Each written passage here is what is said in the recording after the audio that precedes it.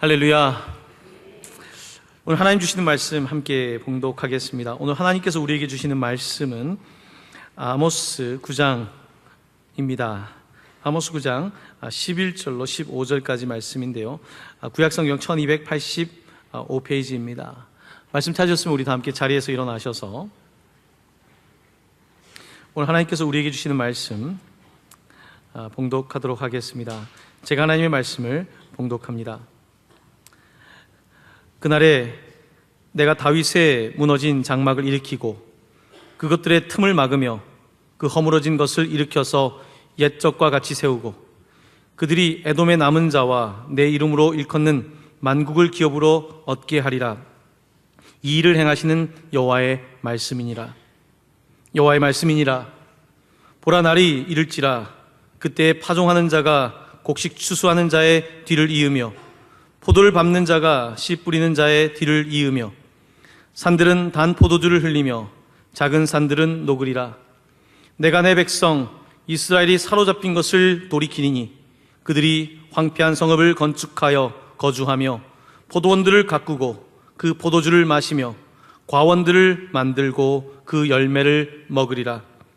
내가 그들의 땅에 심으리니 그들이 내가 준 땅에서 다시 뽑히지 아니하리라. 내 하나님 여호와의 말씀이니라. 아멘. 할렐루야. 네, 오늘 지난주에 이어서 두 번째로 말씀을 전해 주실 텐데요, 지난 주간에 우리 송효서 목사님께서 자신의 삶의 간증으로 은혜를 주셨다면, 오늘은 특별히 우리 목사님을 통해서 우리 민족에게 주신 사명, 특별히 한반도 복음 통일에 대한 사명에 대해서 은혜 말씀 전해 주실 겁니다. 이 시간 우리 좀 기대하는 마음으로 다시 한번 목사님 맞으면 좋겠는데요, 지금 피곤하신 시간일 텐데 우리 한번 큰 박수로 우리 목사님 맞이하도록 하겠습니다.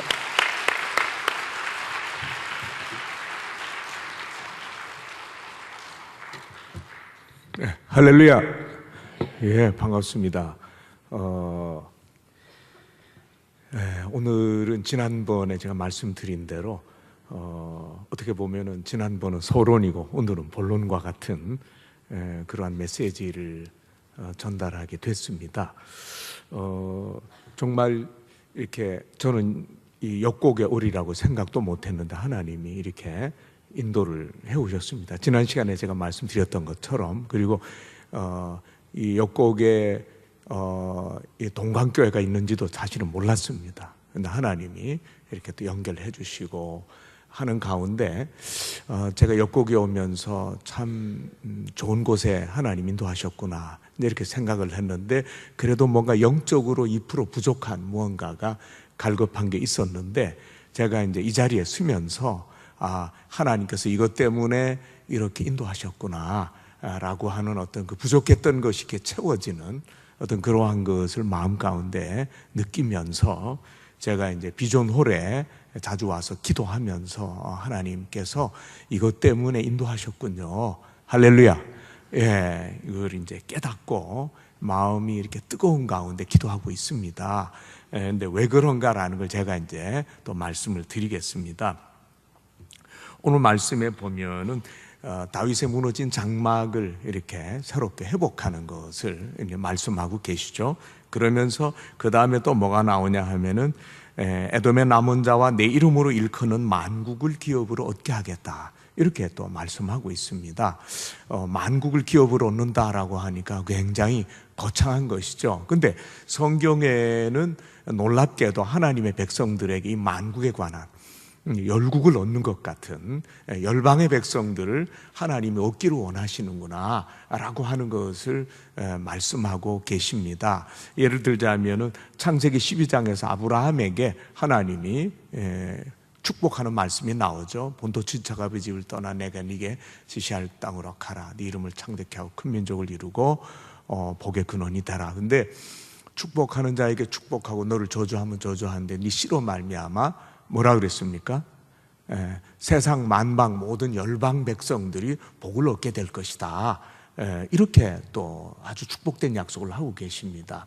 시편 2편에 보면은 열방을 구하라. 내가 네게 주리니 내가 너에게 철장 권세를 주어서 그들을 질그릇 부시듯이 하리라. 또 이런 말씀이 나옵니다. 거기도 열국을 구하라 그럽니다. 그래서 야, 하나님이 어떻게 열방 백성을 구하라고 하시는가, 이제 이런 생각을 하게 됩니다. 근데 요한계시록 2장에 보면은 소아시아 7교회 중에서 두아디라 교회에게 주시는 축복의 말씀이 있는데, 거기에도 열방을 구하라, 내가 네게 철장 같은 권세를 줘서 그들을 질그릇 부시듯이 하는 그러한 권능을 네게 주겠다. 이기는 자와 내 말을 믿음을 끝까지 지키는 자에게 내가 이런 권세를 준다. 근데 그 권세가 열국을 얻고 그들을 질그릇처럼 부시는 이러한 권세를 주겠다고 하는 것이죠.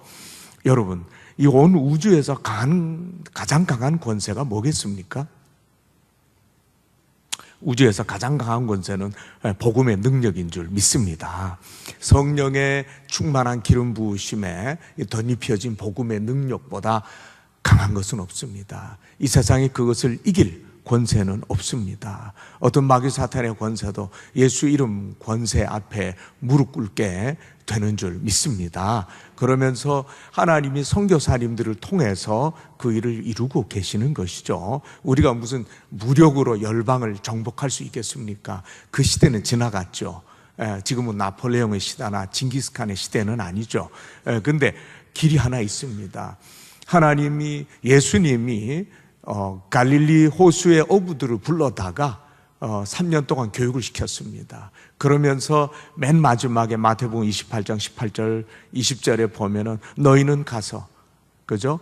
모든 족속으로 제자를 삼아 아버지와 아들과 성령의 이름으로 세례를 주고 이제 나오죠. 거기도 보면은 너희는 가서 하늘과 땅의 모든 권세를 하나님이 내게 주었으니까 걱정하지 말고 너희는 그 복음의 권능으로 무장해서 가라는 것인데, 열방을 향해서 모든 족속을 향해 가서 그들을 복음의 능력으로 굴복시키고 예수님의 누구로 만들려고 그랬습니까?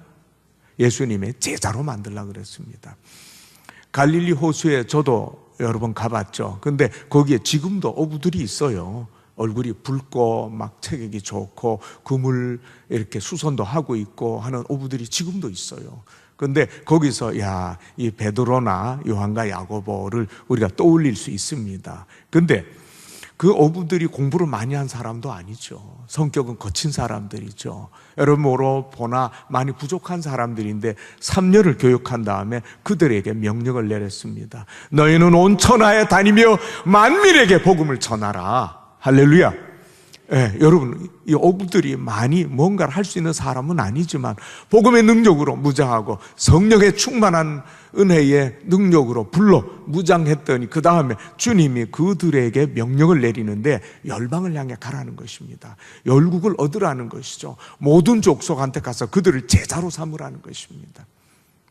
여러분, 주님의 마음을 우리는 조금 이해할 수 있습니다. 그들은 참 우리보다 더 부족한 사람들이에요. 어부들이요. 그런데 그들에게 있는 건 복음의 능력입니다. 그런데 그것을 가지고 열국을 하나님 앞으로 인도하라는 것이죠. 오늘의 이 말씀도 이 만국에 대한 얘기가 나오지 않습니까? 그러면서 이 만국을 얻는 것하고는 복음의 능력과 상관이 있는 것입니다. 그러면서 하나님께서는 오늘 우리들의 가슴에도, 특히 대한민국의 백성들의 가슴에도 그러한 이 메시지를 지금 던져주고 있는 것이죠. 여러분, 무슬림들이 지금 한 17억 정도 된다고 합니다. 17억. 정확한 숫자는 하나님만이 아시겠죠. 근데 힌두교도들 10억이 좀 넘죠. 네, 근데 불교도들 5억이 좀 넘습니다. 그 다음에 무신론자들이 또 세상에 꽉 차 있습니다. 다양한 종교들, 우상 신을 섬기는 사람들, 정령 숭배자들, 공산주의자들, 무신론이죠. 그런 사람들이 세상에 꽉 차 있는데, 여러분, 주님의 오심이 지금 가깝다고 합니다. 이 종말에 대한 것을 얘기할 수 있는 사인은 이스라엘의 독립이라고 말하고 있습니다. 무화과 나무 잎이 연하여지면 이제 때가 가까이 온 줄 알라. 주님이 이제 문 앞에 곧 이른 줄 알라고 했는데, 무화과 나무는 이스라엘을 의미한다고 하는 것이죠. 그러면서 이스라엘이 1948년 5월 14일 날 2000년 만에, 그죠? 전 세계에서 나라 잃고 방황하다가 그 2000년이 더 넘은 세월 속에 고통받다가 이제 자기 옛날 가나안 땅, 아브라함에게 준 땅 얘기하는 그 지시한 땅, 거기에 돌아와서 나라를 다시 세웠다고 하는 것입니다. 이건 인류 역사에 있을 수 없는 기적 중의 기적이라고 말하고 있습니다. 어떻게 2000년 이상 나라 잃고 방황하던 민족이 자기 땅에 와서 다시 나라를 세울 수 있는가? 이거는 이스라엘밖에 없었다고 하는 것이죠. 그런데 정말 이스라엘 민족들이 2000년이 지나는 동안에 흩어지지 않고, 흩어져 있는 나라에 동화되지 않고, 히브리 백성이라고 하는 어떤 그 민족 고유의 속성을 그대로 간직하고 있었기 때문에 이 일이 가능한 것입니다. 우리도 나라를 세워야 되겠다. 그래가지고 그들이 나라를 세우게 되는 뜨거운 동기가 됐는데, 그들에게는 하나님의 말씀이 있었다고 하는 것이죠. 아멘. 예, 그러면서 그들은 나라 회복하기 전에 이제 죽을 때 항상 이렇게 마할베 예루살렘, 내년에는 예루살렘에서 이러면서 죽었다고 합니다. 그들은 꿈에도 죽어가면서도 예루살렘, 이스라엘을 사모했다고 하는 것이죠. 그런데 그러한 것을 가능케 하는 뜨거운 하나님의 말씀을 붙들고 살았던 민족이기 때문에 그 일이 이루어졌다는 것이죠. 그런데 이스라엘 민족이 지금 독립해서 팔레스타인 땅에 나라를 세웠습니다. 이것이 종말의 아주 가장 중요한 사인이라고 얘기를 하고 있는 것이죠. 주님의 오심이 가까운데 아직도 예수 믿지 않고 죽어가는, 지옥에 떨어지는 사람들이 수십억이 됩니다. 그런데 그 사람들을 어떻게 할 것입니까? 주님은 3년 동안 갈릴리 호수의 어부들을 교육해놓고 주님이 승천하시면서 그들에게 복음을 위탁하면서 너희는 전 세계에 나가서 모든 족속을 제자로 삼아서 그들로 구원받게 하라라고 하는 것을 명령했다고 하는 것입니다. 그런데 그거는 주님의 지상대 명령이라고 이렇게 얘기되어지고 있는데 그 명령에서 우리도 벗어날 수 없습니다. 여러분, 그 명령은 오늘 이 자리에 앉아있는 우리들에게도 해당되는 명령이라고 할 수 있습니다. 그런데 여러분, 제가 지난 시간에 내가 누구냐라는 것을 우리 이제 얘기했지 않습니까? 그러면서 하나님이 주신 사명이 나인 것입니다. 내가 누구인지는 하나님의 사명 안에서 비로소 나를 발견할 수 있는 거예요. 그러기 전에는 내가 누구인지 아직 잘 확실하게는 모르는 것입니다. 예수를 믿어도 정확하게 말할 수는 없습니다. 그런데 하나님이 이 일 하다가 천국에 와라, 너의 남은 생애가 많이 안 남았는데 내가 너를 이것 때문에 이 땅에 보냈다, 동강교회에 보냈다 라고 하는 그 사명을 발견할 때 나를 발견한 것입니다. 아, 이게 나구나. 내가 이거 하다가 순교하든지 주님 위해 헌신하다가 천국에 가게 돼 있구나 라고 하는 것을 우리는 비로소 발견하는 것이죠. 제가 1996년도에 이스라엘로 안식년을 갔었습니다. 몸이 좀 피곤하고 힘들어서 거기서 예루살렘에서 이제 1년을 살게 됐는데 거기 있으면서 뭐 여러 가지를 이제 경험을 했는데 거기에서 발견한 것이 뭐냐 하면은 유대 청년들이 우리 한국 청년들보다 좀 더 똑똑한 것 같잖아요. 그죠? 근데 실제로는 미국의 브레인 센터가 매년 어느 민족이 제일 머리가 좋은가라는 걸 조사하는 브레인 센터가 있습니다. 근데 거기서 한 5년 전부터 1등이 누구냐 하면은 대한민국 백성이 1등입니다. 세계에서 머리가 제일 좋은 백성이라고 아주 객관적인 그 20가지 뭐 이렇게 있습니다. 그것에 다 해서 하나 가지고 결정하는 게 아니죠. 그것에 점수를 합산하니까 대한민국 백성이 1등입니다. 머리가 세계에서 제일 좋아요. 그래서 이거 유대인이 어떻게 된 건가 했더니 유대인은 옛날에 1등이었어요. 근데 유대인이 한 5년 전부터는 우리보다 더 아래에 있더라고요. 그래서 야, 이거 웬일인가. 근데 객관적인 사실입니다. 그러면서 2등이 누군지 아세요? 2등. 2등이 북한 사람입니다. 그 사람들이 무슨 주관적인 게 아니라 객관적으로 조사를 다 하고서 세계에서 제일 머리 좋은 민족이 대한민국 백성이구나 라는 것을 아주 우리한테 객관적으로 알려주고 있습니다. 여러분, 그게 뭐냐 하면은 하나님이 마지막 때에 대한민국 백성을 들여다 사용하기 위해서 우리에게 그러한 지혜와 총명과 명철, 이런 모든 세계에서 가장 뛰어난 것을 우리에게 다 부어주고 있습니다. 할렐루야. 예, 우리가 전 세계적으로 1등 하는 게 수도 없이 많습니다. 사실 우리가 다 몰라서 그렇지 엄청난 것을 우리가 다 세계 1등입니다. 예, 근데 그 이유가 뭐냐 하면은 하나님이 마지막 때에 의미 없이 우리 민족에게 그러한 지혜와 총명과 명철의 DNA를 주지는 않습니다. 하나님의 영광을 위해서 내가 너희를 한번 써야 되겠다는 것이죠. 근데 그 중에서 가장 중요한 것이 복음을 마지막 때에 전하는 것입니다. 왜냐하면 시간이 많이 없기 때문에 하나님께서 우리 민족에게 이러한 최고의 것을 주어서 이제 복음을 전하는 민족으로 세웠다고 하는 것이죠. 근데 여러분, 우리 민족이 전 세계에서 선교사는 숫자적으로는 두 번째로 많이 파송하고 있습니다. 188개국에 한 3만 명 선교사가 파송되어 있습니다. 근데 미국이 한 4만여 명, 제가 말씀드렸던 것처럼. 근데 인구 비례로는 대한민국이 1등입니다. 근데 그것이 우연이 될 수 없습니다. 중국의 크리스찬이 한 1억 5천 명 정도 된다고 합니다. 1억 5천만. 15억의 10분의 1이 크리스찬이라고 많이 잡아서 하고 있는데, 그럼에도 불구하고 대한민국이 제일 선교사를 또 많이 보내고 있는 것이죠. 그런데 그것이 하나님의 특별 배려 속에 대한민국 백성을 통해서 마지막 세계 선교, 이방인의 충만한 숫자가 돌아오게 하는 일에, 만국을 하나님께 바치는 일에 하나님 우리 민족을 들여다 쓰시려고 작정했다고 하는 것이죠. 여러분, 꿈이 없는 백성은 어떻게 된다 그랬습니까? 망한다 그랬습니다. 여러분, 대한민국 백성의 꿈은 무엇입니까?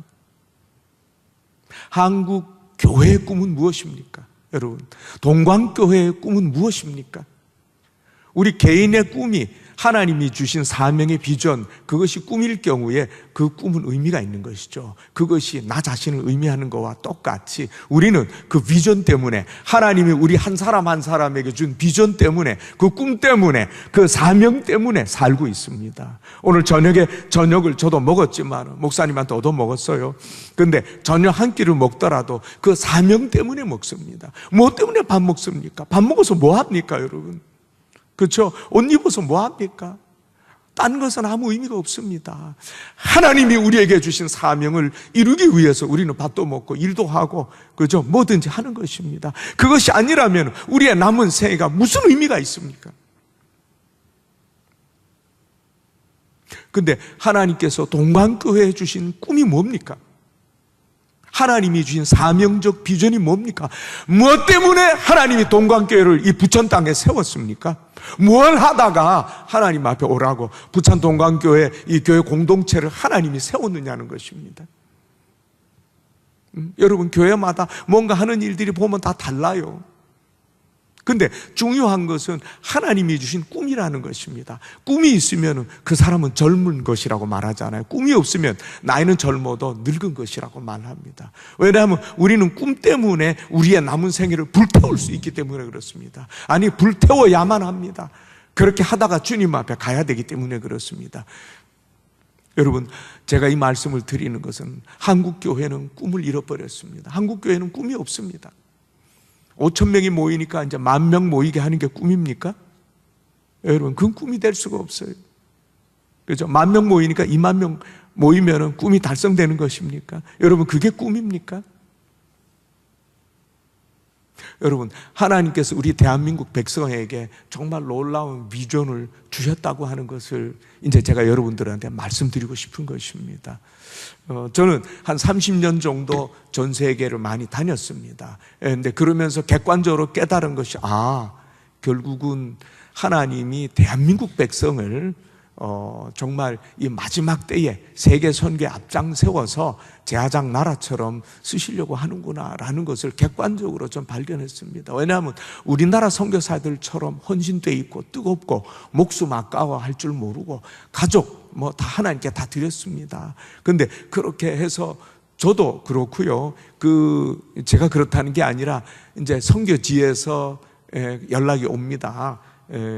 반군이 공격을 해오는데 옆에 폭탄이 막 떨어지고 있는데 거기에 왔던 외국 선교사들은 다 철수했습니다.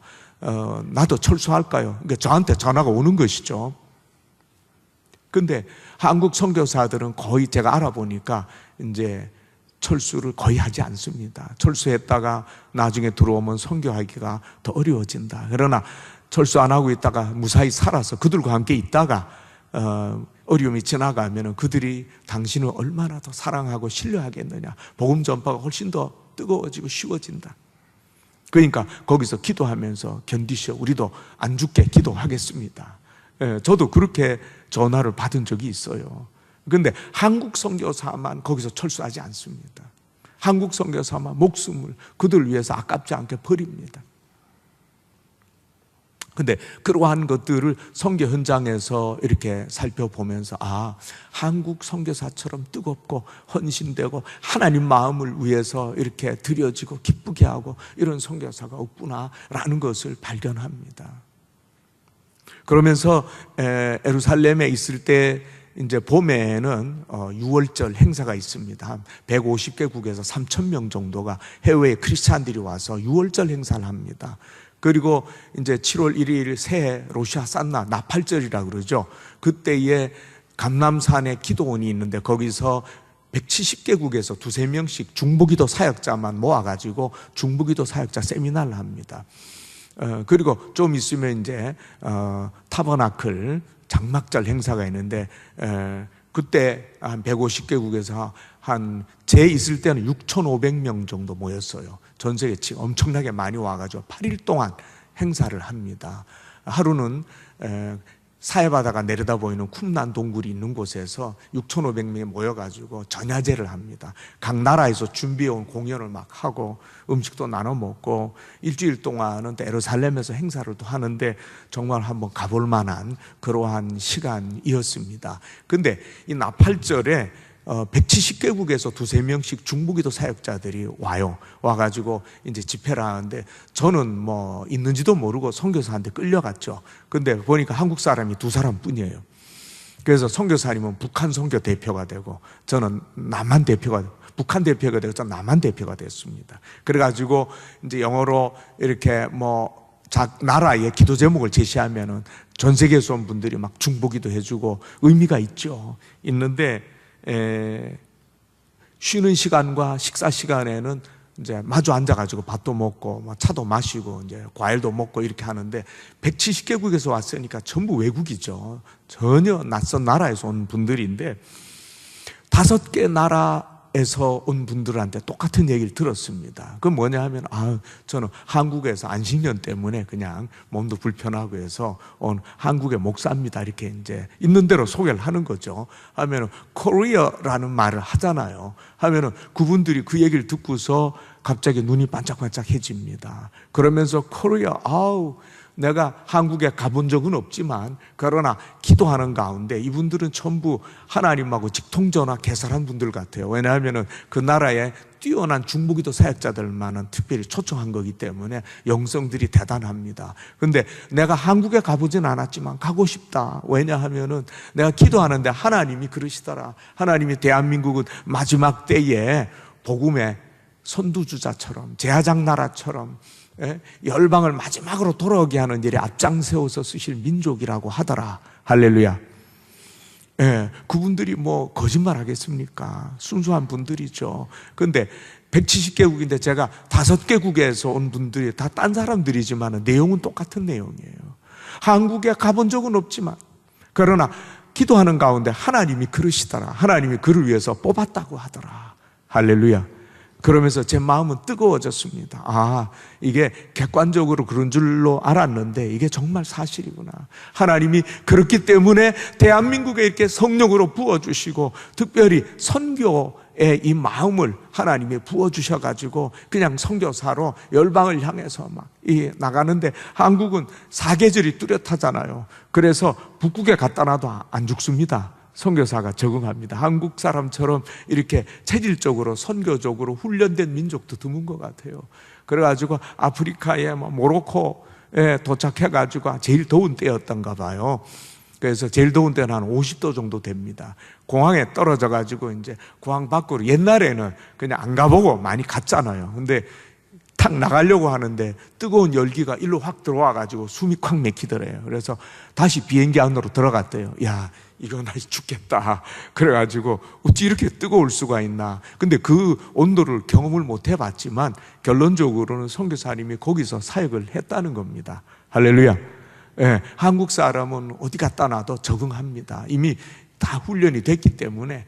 요즘 많이 뜨거워지고 있죠. 그 이유가 뭐겠어요? 아프리카 많이 가라는 거죠.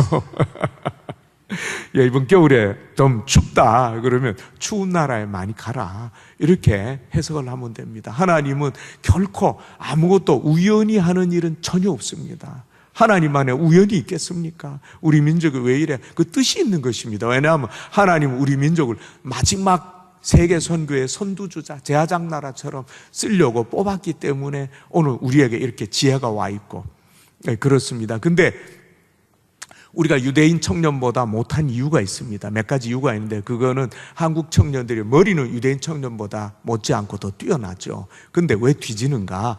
그거는 뭐 예를 들자면 교육제도 때문에 안 됩니다.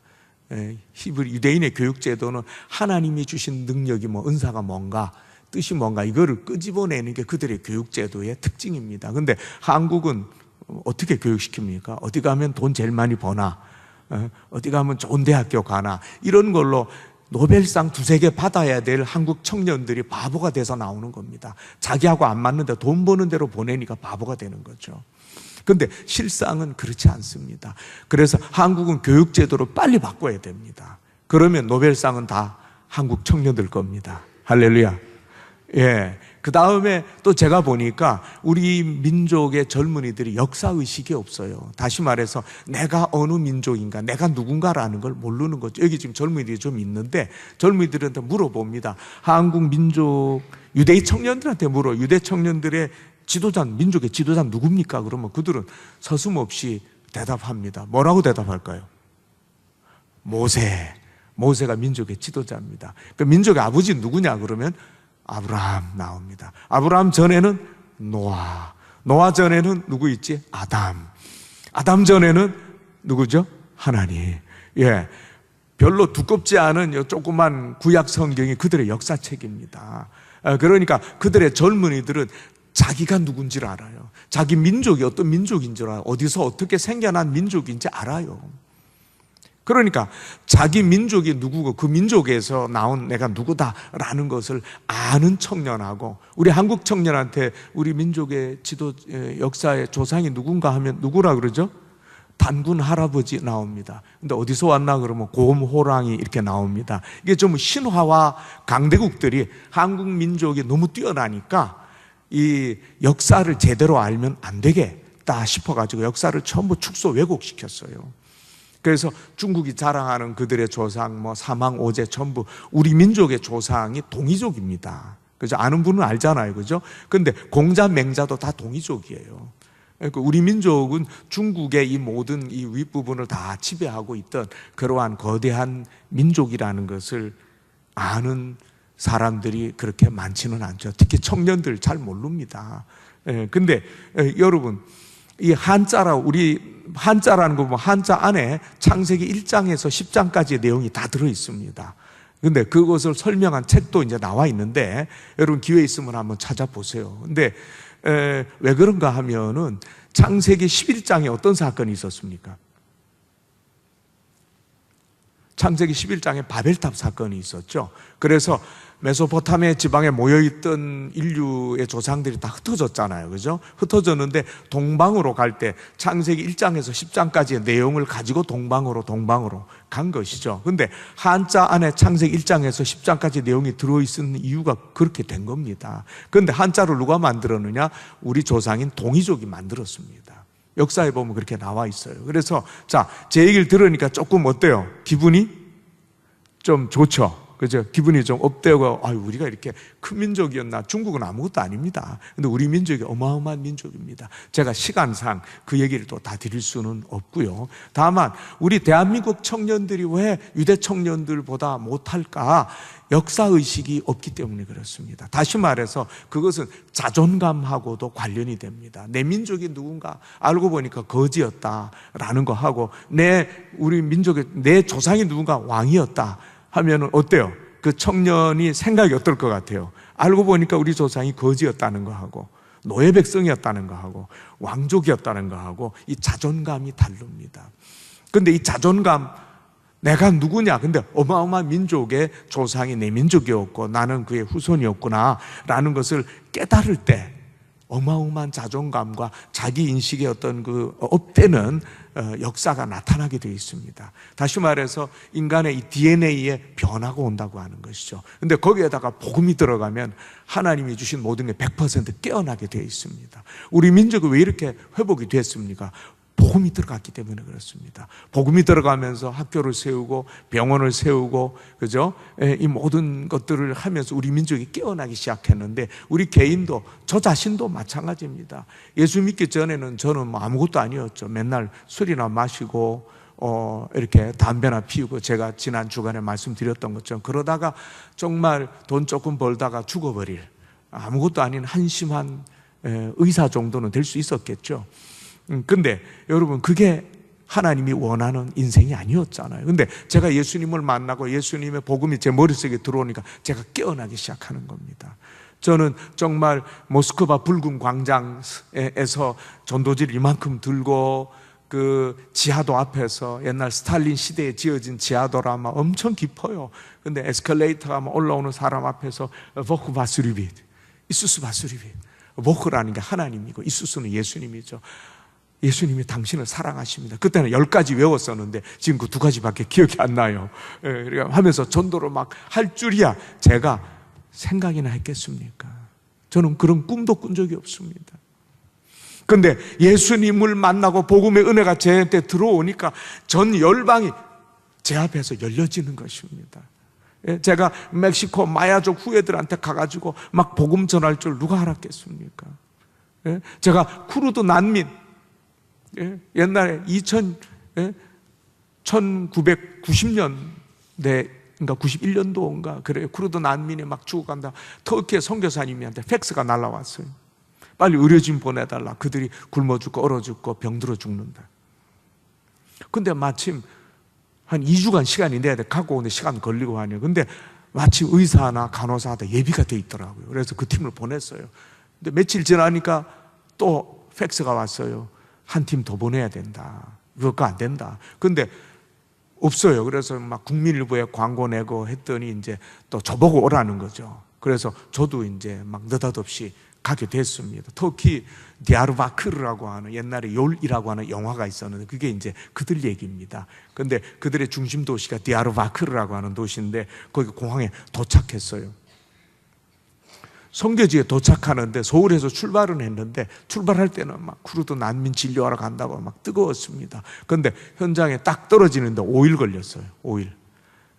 가다가 쉬고 뭐 비행기 타고, 터키가 또 얼마나 넓은지 몰라요. 하다가 뭐 타고 헬리콥터까지 탔어요. 헬리콥터 뭐 쌍발 헬리콥터를 탔는데 영화에 보면 굉장히 멋있게 보이죠, 그죠? 막 쫙 계곡을 막 날아가고, 여러분도 한번 타보세요. 속에 있는 거 다 나옵니다. 멀미가 나가지고 막 속에 나올 것도 없이 다 나왔어요. 죽겠더라고요. 근데 도착하니까 5일 걸렸는데 힘은 다 빠지고 열정도 다 없고, 어디 가서 좀 자야 되겠다. 그 생각밖에 없는데, 그 쿠르드 난민 진료하러 가가지고 영국 막 사에서 자고, 이제 진료 그 막 지뢰 때문에 군인의 호송을 받으면서, 그런데 8만 명, 10만 명 쿠르드 난민 촌이 있는 거예요. 거기 가가지고 진료를 했는데 5일 걸려서 갔으면 땅끝이잖아요, 그죠? 그곳에 하나님이 계십니다. 할렐루야. 거기에 국경 없는 의사회들이 이제 전체 지도한다고 하면서 미국 진료, 그러니까 구역이 정해져 있어요. 독일, 불란서, 네덜란드 이런 식으로 나라의 의료진들이 와가지고 하니까 우리는 미국 옆에 좀 붙어가지고 조그맣게 해서 진료를 이제 시작했는데, 시작할 때 아침에 선교사가 찬양 하나 하고 짧게 메시지 전하고 그리고 기도하고 그리고 시작하는 거예요. 점심때 밥 먹고 와가지고 오면 그들은 밥도 안 먹고 앉아 있어요. 또 찬양 하나 하고 짧게 메시지 전하고 기도하고 또 진료하는 거죠. 이틀쯤 지났는데 혼란이 생겼어요. 왜냐하면은 불란서에 국경 없는 의사회에 아주 키도 크고 잘생긴 의사 둘이 왔어요. 와가지고 우리의 의약품을 조사한다는 거죠. 그래서 왜 그러냐 했더니 마약 같은 게 있는가 조사한대요. 우리는 마약 같은 거 없잖아요.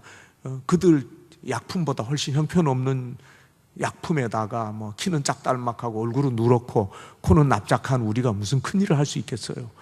근데 와서 조사를 막 하는데 마약이 안 나오죠. 왜 그러냐 그랬더니 이 10만 명이 모여있는 쿠르드 난민촌에 혼란이 온 이유가 한국에서 온 의료진들은 진료할 때 그들이 믿는 신 이사가 예수님입니다. 예수님에게 기도하고 진료하니까 환자들의 병이 훨씬 잘 낫는다. 할렐루야.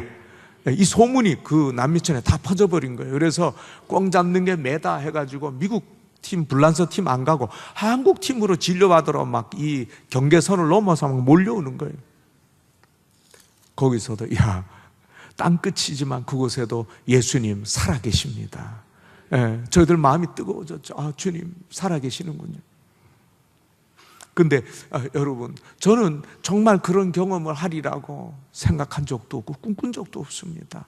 근데 예수 그리스도를 만나고 그분이 제 머릿속에 은혜를 주시고 복음의 은혜를 주시고 그리고 꿈을 꾸게 한 것입니다. 그래, 3년 훈련한 어부들이 열방을 향해 가야 되는구나. 주님이 가라고 했잖아요. 온 천하에 다니며 만민에게 복음을 전하라고 했잖아요. 그 하나님의, 그 주님의 명령에 우리도 벗어날 수가 없는 거지. 말씀을 보면서 우리가 이렇게 배운 거죠. 그러면서 꿈꾸기 시작한 거죠. 기도하기 시작한 거죠. 근데 그것마저도 주님의 우리를 향한 은혜였다는 것입니다. 아멘. 그랬더니 하나님 우리가 전혀 할 수 없는 그러한 일들을 이루게 하신 거죠. 그냥 할 수 있는 작은 것부터 물에 진료하고 막 이 변두리 청량리 588도 가고 막 이 파주에 고아원도 가고 가다 보니까 파주에 고아원까지 갔어요. 거기서 오라 그래가지고 가는데 고아원에 주일날 오후에 점심 먹고 막 번개같이 가서 2시부터 진료를 시작하는데 도착했는데 애들 방으로 안내하는데 애들이 한 12명쯤 있어요. 그래가지고 왔는데 보모하고 같이 들어가는데 애들이 다 이렇게 손을 드는 12명이 다 손을 들어요. 왜 손을 들까요?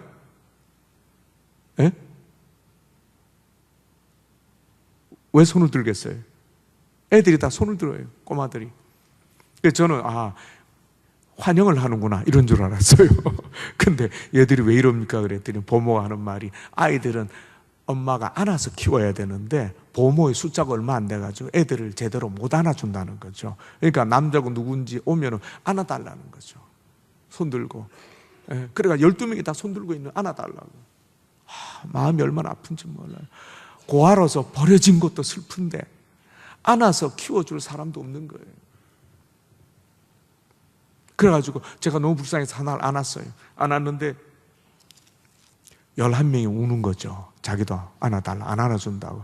그래서 제가 2명, 10명이 우는 거죠. 그래서 3명까지 안았어요. 그때 좀 젊었잖아요. 그래가지고 막 있는데, 제가 12명 다 안아줬습니다.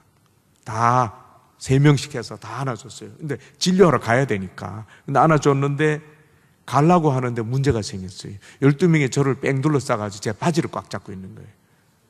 자, 가지 말라고. 꽉 잡고 있는데, 가긴 가야 되는데 이거 어떻게 해요?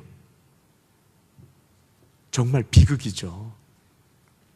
그러니까 어떻게 했겠어요? 제가 방법이 없더라고요. 옆에서 기다리고 있는데. 그래서 제가 울면서 애들을 완력으로, 제 힘이 더 세니까 울면서 애들을 막 뜯어냈어요. 이렇게 막 미안해 그러면서 나 가야 돼 하는데 우리 민족이 이런 비극이 더 이상 있어서는 안 되겠다. 뭐 해서 왜 애들 이렇게 버려가지고 이렇게 애들을 고통을 주나. 네, 지금 고아원들은 지금 거의 다 없어졌죠. 근데 여러분 정말 그러다가 하나님이 이제 우리 신학교의 의무실에서 제가 봉사를 했습니다. 했는데 필리핀 선교사님이 이렇게 오라고 이제 초청이 왔어요. 그래서 저 의무실 팀이 겨울에 2학년 올라가는 겨울방학 의무실 팀이 갔죠. 갔는데 루손섬 남단의 이로신 부르산이라고 하는 지역인데 마닐라에서 20시간 찌푸니를 타고 가는 건데 제가 난생 처음 20시간 꼼짝 안 하고 차를 탔죠. 근데 지금 같으면 못 가요. 왜냐하면 그 남부 지역이라서 NPA라고 New People Army, 이 공산당들이 지배하는 곳이에요. 필리핀이. 그런 데가 있었어요. 그래가지고 공산당들이 총을 쏜다 막 이런 곳에 간 거죠. 그래가지고 지금 생각하니까 진짜 웃음이 나와요. 왜냐하면은 코너를 돌면은 NPA가 총 들고 서 있는 것 같아요. 그 지역이니까. 그래가지고 우리 12명이 손잡고 막 기도하는 거죠. 하나님 살려주세요 이러면서. 그리고 코너를 돌 때는 총을 쏠 수도 있으니까 코너 돌 때는 쥐 하면서 전부 고개를 숙인다. 그러면서 코너 돌 때는 쥐 하면서 고개를 숙이고 이제 지나가는 거예요. 지금 같으면 무서워서 못 가죠. 근데 그때는 처음 가는 거라 뭐 무서운 것도 뭔도 모르고 막 가는 거죠. 도착했더니 키도 조그만 사람들이 바글바글 있어요. 그래서 좀 쉬었다가 해야 되겠다. 몸이 아프니까. 근데 누굽니까 그랬더니 3일 전부터 조만 산골에서 시골 마을에서 3일 전부터 이틀 3일 전부터 와서 진료한다고 하니까 기다리던 사람이라는 거죠. 그 얘기 들으니까 쉬지를 못하겠더라고요. 그래가지고 진료를 했어요. 하루에 한두 끼 먹고 반찬은 한두 가지고 영양실조예요. 영양제가 제일 인기예요. 한방 진료를 제대로 할 수도 없죠. 찔르니까 그냥 다 픽픽 쓰러져 버려요. 쇼크를 받아가지고.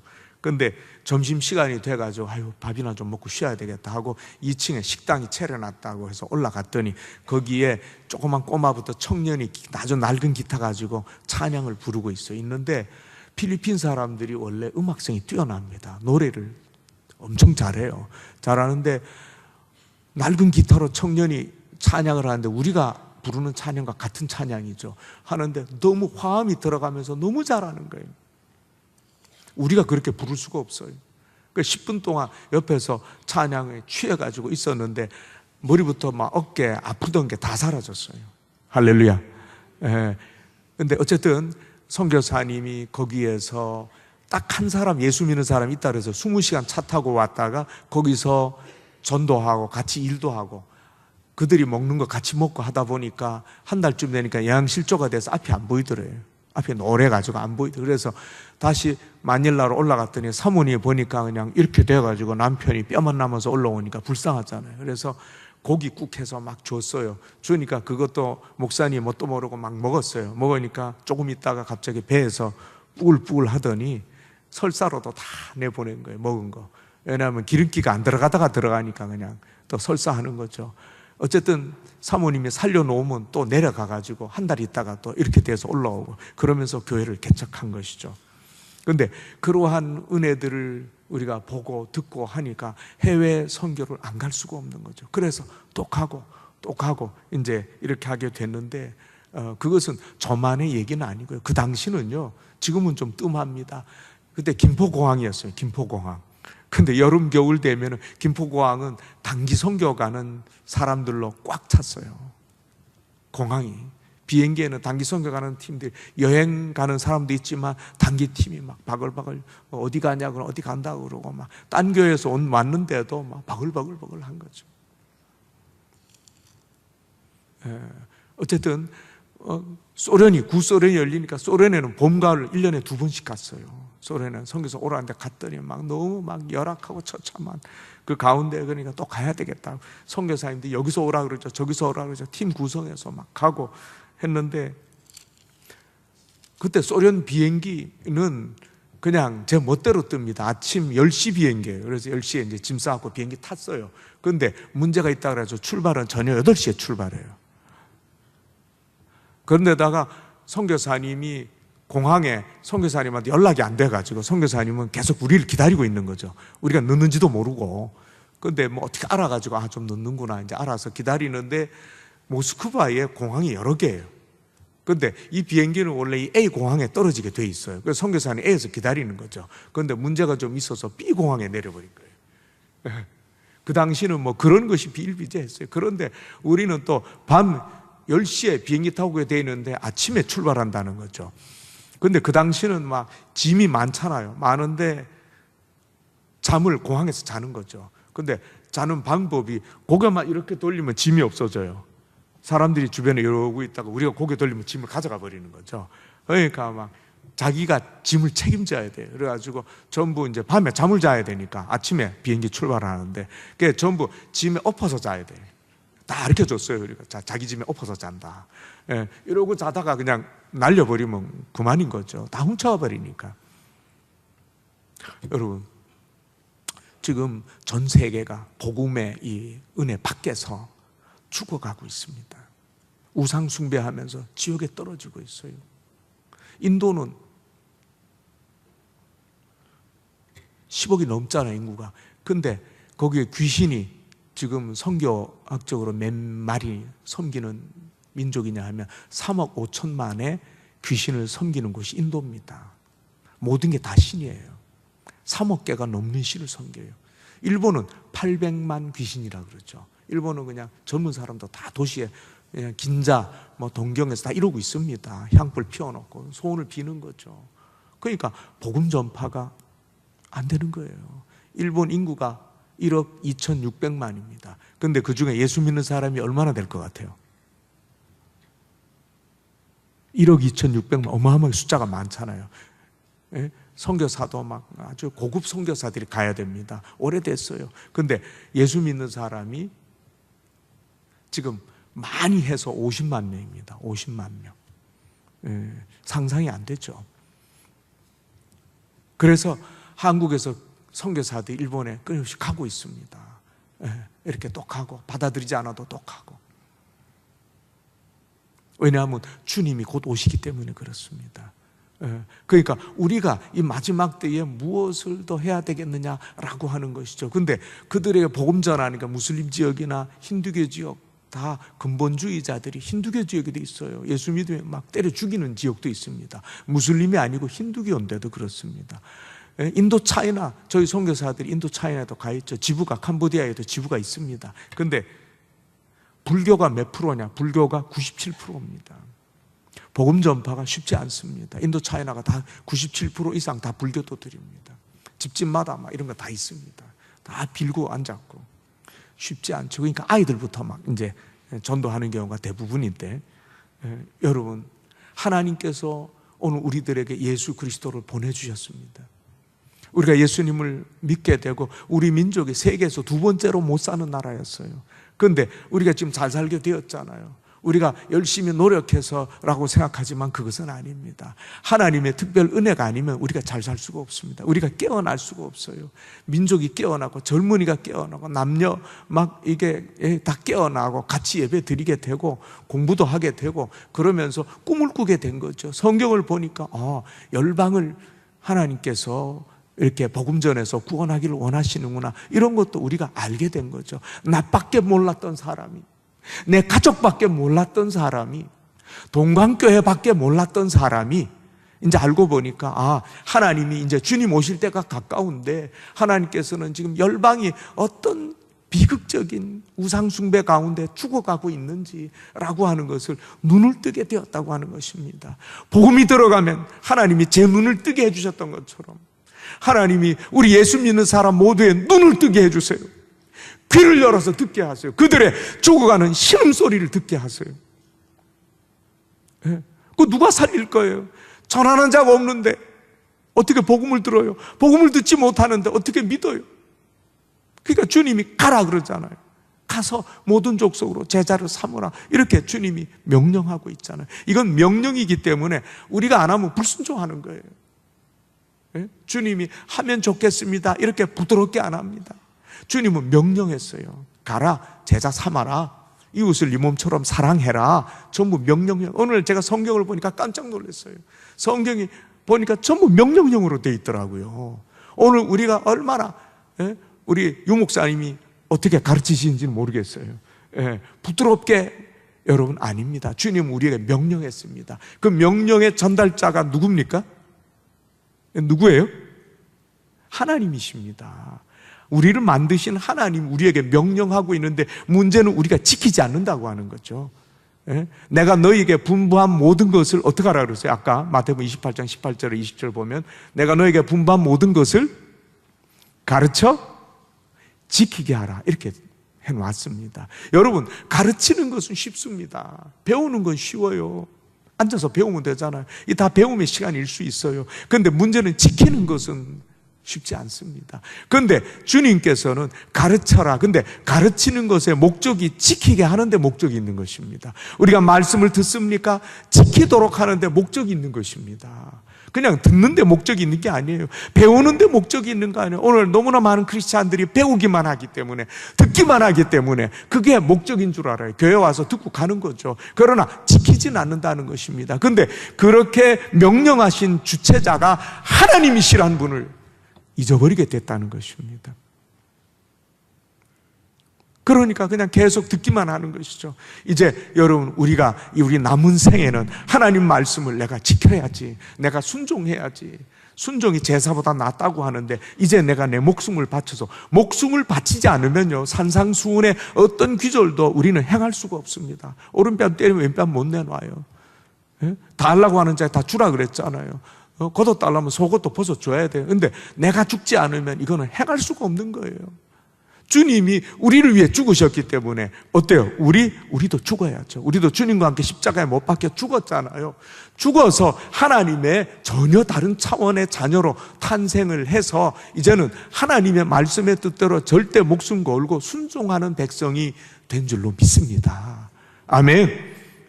여러분, 이제 우리의 남은 생에는 그것을 실천하는 삶을 살아야 된다고 하는 것입니다. 우린 달라져야 됩니다.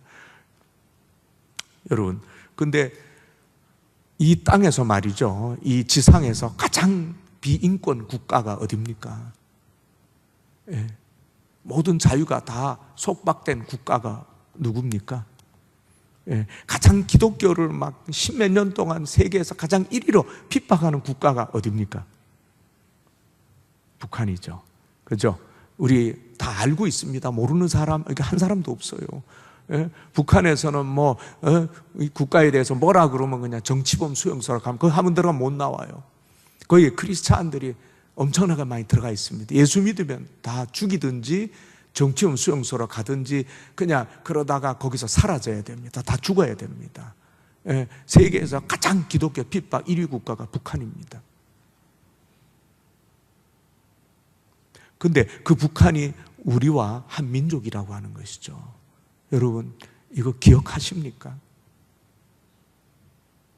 주님이 강도 만난 이웃에 관한 말씀을 한 적이 있습니다. 어느 유대인이 에리고로 내려가 강도 만나서 다 뺏기고 막 얻어맞아가지고 다 죽어가게 생겼어요. 그런데 같은 동족 유대인 제사장과 레위인이 지나가다가 아이고 이거 나도 이러고 있다가 도적 만나면 나도 저렇게 되겠네 하고 겁이 나고 막 이렇게 해서 다 도망갔어요. 다 피해갔다고 돼 있어요. 근데 유대인이 아주 짐승처럼 생각하는 사마리아 사람이 지나가다가 장사꾼인 것 같아요. 지나가다가 이 사람 왜 이래 하고 치료해주고 나귀에 태워서 주막에 가서 거기가 환자 치료도 하는 데인가 봐. 치료 좀 해주시오. 돈 여기 있습니다. 그리고 네 장사하고 올 테니까 돈 더 들면 내가 그때 돈 다 주겠습니다. 그런데 예수님이 뭐라 그랬어요? 이웃이 누구냐? 이 자비를 베푼 자가 이웃이라는 것이죠. 그러면서 너도 가서 그와 같이 하라. 아멘. 주님이 말씀이 오늘 우리들에게 하시는 말씀이에요. 왜냐하면 주님은 이웃을 내 몸처럼 사랑하라고 했거든요. 했으면 좋겠다가 아니라 사랑하라 그랬습니다. 명령형입니다. 안 하면 불순종이고 죄 짓는 거예요. 여러분, 예수 믿는다고 하는 것은 허접한 것이 아닙니다. 예수 믿는다고 해서 이렇게 불투명하고 이렇게 정말 이 세상의 어떤 뜨거운 이단들보다 더 시시하게 사랑하고 이게 한 구역이라 그래도 한 가족이 아니잖아요. 구역이라도 구역 식구들을 내 몸처럼 사랑하진 않잖아요. 여러분, 초대교회는 안 그랬어요. 초대교회는 자기 것을 자기 거라고 하는 사람이 단 한 명도 없었다 그랬습니다. 전부 다 누구 겁니까? 우리 거는 하나님 거죠. 아멘? 말만 아멘 하면 안 됩니다. 이제부터는요. 하나님 앞에 아멘 했으니까 실천해야 돼요. 그러면서 물질 다 하나님의 거고 내 생명, 시간도 하나님의 것입니다. 초대교회 성도들은 그 사실을 알았어요. 그래서 그것을 실천했어요. 초대교회는 다 네 거 내 거가 없습니다. 다 통용했습니다. 부자들은 팔아서 사도들 발 앞에 갖다 놓은 가난한 사람들 다 나눠줬어요. 교회 가난한 사람이 없어요. 부자도 좀 이렇게 내려오고 가난한 사람은 골짜기는 높아지고 산은 낮아지고 다 평지가 되는 것이죠. 그것이 초대교회의 실상이고, 그리고 그게 참 교회 공동체의 진정한 모습이어야 한다는 것입니다. 그것을 사도행전에서 우리한테 보여줬잖아요. 그런데 옛날에 그랬었어. 교회가, 초대교회는 그랬었어. 이렇게 하라고 성경에 기록된 것이 결단코 아닙니다. 너희도 그렇게 하라는 것이죠. 교회의 모델이 사도행전에 있다는 것이죠. 그래서 너희도 그렇게 할 때 성경의 모든 것이 다 이루어집니다. 이웃을 네 몸처럼 사랑하라. 이게 복음의 핵심이잖아요. 하나님 사랑을 이웃을 사랑하는 거로 표현해야 됩니다. 눈에 보이는 형제를 사랑하지 못하는데 어떻게 눈에 안 보이는 형제를 사랑할 수 있다고 하냐? 그건 거짓말이다. 사도 요한이 요한 1서에서 그렇게 말하고 있잖아요. 하나님을 사랑한다면 이웃 사랑으로 그 사랑을 보이라는 것입니다. 어떻게? 내 몸처럼 사랑하라는 것이죠. 그게 교회의 복음의 철장 권세와 같은 위대한 능력이라는 것입니다. 교회는 이 세상이 당할 수 없는 능력이 있어요. 이 세상이 감당 못하는 사랑이 있어요. 이 세상을 치유하고 이 세상을 변화시키고 이 세상을 구원할 수 있는 우주적인 능력이 예수 그리스도 복음의 능력과 사랑 안에 있는 줄 믿습니다. 여러분, 복음이 복음되게 해야 됩니다. 사랑이 예수 사랑이 되게 해야 됩니다. 예수님이 우리에게 단 하나의 계명을 줬어요. 세 계명 내가 너에게 준다. 예수님이 세 계명이라 한 건 요한복음 13장 34절 그 하나뿐이에요. 그런데 그것은 내가 너희를 사랑한 것 같이 너희도 서로 사랑하라. 이게 세 계명입니다.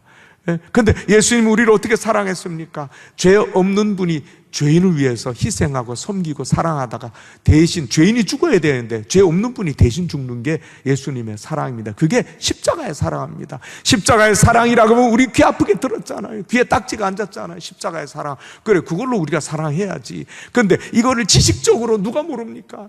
그러나 문제는 그렇게 우리는 그래봐야 죄인이에요. 죄인들끼리 사랑하는 것 뿐입니다. 우리의 모든 걸 다 주었다 그래도 예수님의 사랑에 미치지 못하는 것이죠. 그런데 우리가 이제야말로 예수님의 그 십자가 사랑으로 사랑하는 그 때가 왔다는 것이죠. 여러분이 동강교회에 앉아있다면, 동강교회에서 그리스도인이 되었다면 이제 그 예수님의 십자가 사랑으로 사랑해야 되는 줄 믿습니다.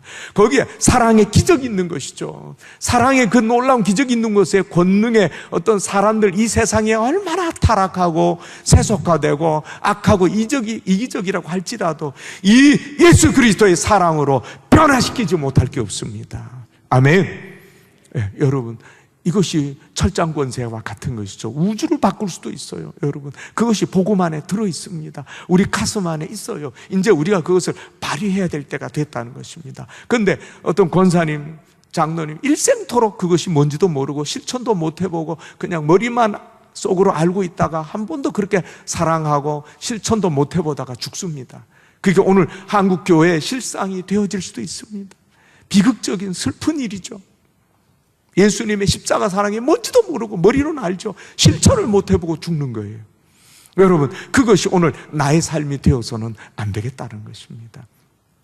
제가 좀 옆으로 갔는데 여러분, 여기에서 이 장막, 그죠? 다윗의 무너진 장막을 회복하라고 했잖아요. 여러분, 이것이 먼저 있을 때 열방을 하나님께 돌아오게 할 수 있습니다. 그렇기 때문에 이것이 앞에 나온 것이죠. 장막이라고 하는 것은 이스라엘 백성들이 광야 40년 생활할 때 거기 있던 것이 장막입니다. 성막이라고 할 수 있겠죠. 그런데 이 가나안 땅에 정착했을 때 성전이 이제 생겨났던 것이죠. 근데 영성은요, 성막의 영성이 성전의 영성보다 더 뛰어난 것입니다. 그래서 여기에 이미 성전이 파괴되고 그렇긴 했겠지만은 여기에서 성전을 재건하라 그러지 않고 성막을 재건하라 그랬잖아요.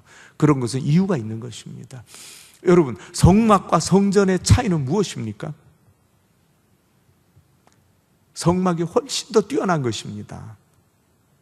왜냐하면 성막은 이스라엘 백성들이 광야 40년 동안 함께 움직였죠. 그래서 그 성막에는 낮에는 뭐가 있었습니까? 지성소 위에 낮에는 구름 기둥이 있었죠. 밤에는 불 기둥이 있었습니다. 하나님의 임재가 성막 위에는 항상 있었고 남녀노소 누구든지 이스라엘 백성 그걸 다 볼 수 있었어요. 하나님이 이스라엘 백성을 광야 40년 훈련시켰지만은 그 많은 훈련 가운데 중요한 것이 바로 성령의 임재를 따라 움직이는 훈련입니다.